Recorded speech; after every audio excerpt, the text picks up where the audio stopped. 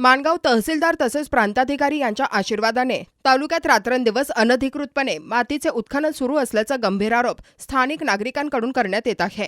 कवळी वहाळ कोंड गावातून गेल्या 8 ते 10 दिवसांपासून मोठ्या प्रमाणात मातीची वाहतूक सुरू असून जड वाहनांमुळे नागरिकांना मोठा त्रास सहन करावा लागतो। विशेष म्हणजे 20 वर्षांपूर्वी बांधण्यात आलेली मोरी या जड वाहतुकीमुळे कमकुवत झाली असून तिचे स्टील निखळून पडल्याचे समोर आले आहे। स्थानिक ग्रामस्थांनी इशारा दिला आहे की ही मोरी तुटल्यास 3 गावांचा दळणवळणाचा प्रश्न निर्माण होऊ शकतो। त्यामुळे प्रशासनाने तातडीने लक्ष घालून अवैध उत्खनन आणि वाहतूक थांबवावी अशी मागणी जोर धरत आहे। नमस्कार, मी प्रसाद गोरेगावकर। मी आता कविळा गावाच्या हद्दीमध्ये आलेलो आहे। हा जो रस्ता दिसतोय आपल्याला, हा कविळा गावाकडून येणारा कविळा कोंडाकडे जाणारा रस्ता आहे आणि ही जी मोरी आहे ही मोरी 20 वर्षापूर्वी बांधलेली आहे। परंतु गेली 8-10 दिवसापासून या मोरीवरून जड वाहतूक होते। मातीने भरलेले डंपर या मोरीवरून जात आहेत। या मोरीची अवस्था काय आहे आपण बघूया। हे करतोय त्या मोरीची आपण अवस्था बघू शकता।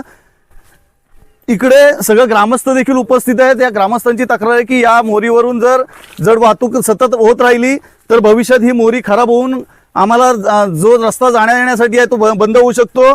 त्याच्यामुळे ही आपण अवस्था बघा, हे सगळं लोखंड, ही अख्खी मोरी अख्खी पडायला आलेली आहे, आलेली आहे। आणि अशा अवस्थेमध्ये या ज्या गाड्या वाहतुकीच्या जड वाहतुकीच्या गाड्या ज्या जात आहेत त्याच्यामुळे ही मोरी कोणत्याही परिस्थितीत पडण्याची शक्यता आहे।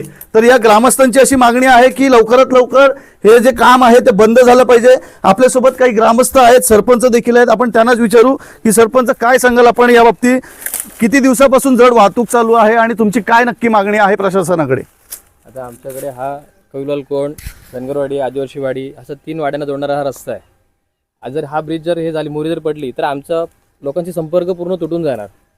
आणि हे एवढ्या मोठ्या मोठ्या 10-10, 5-5, 7-7 ब्राच्या आयवा चालतात मातीमध्ये आणि त्या तुम्ही ब्रिजची जर अवस्था बघितलात तर पूर्णपणे तो संपलेला आहे। गेली किती दिवसापासून हे मातीचं हे चालू आहे आणि तुम्ही आज या गावचे सरपंच आहात, तुम्ही ह्या वाहतूक करणाऱ्यांना काय विचारलं की रॉयल्टी काढली आहे की नाही आहे, किंवा इथे जे काही उत्खनन होतं त्याची काही कल्पना आहे का आपल्याला?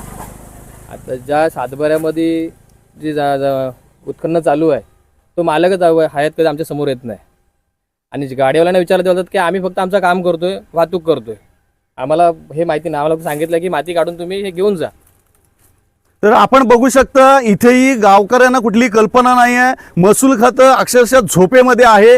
तहसीलदार, प्रांत, कलेक्टर यांना तक्रारी करता ते पत्रकारांना ब्लॉक करण्याचा सपाटा लावलेला आहे। पण जर पाहिलीत तर ही जी मोरी आहे कधी पडू शकते आणि ह्या 3 गावांना जो जाणारा रस्ता आहे कधी पडून या गावाचा संपर्क तुटू शकतो।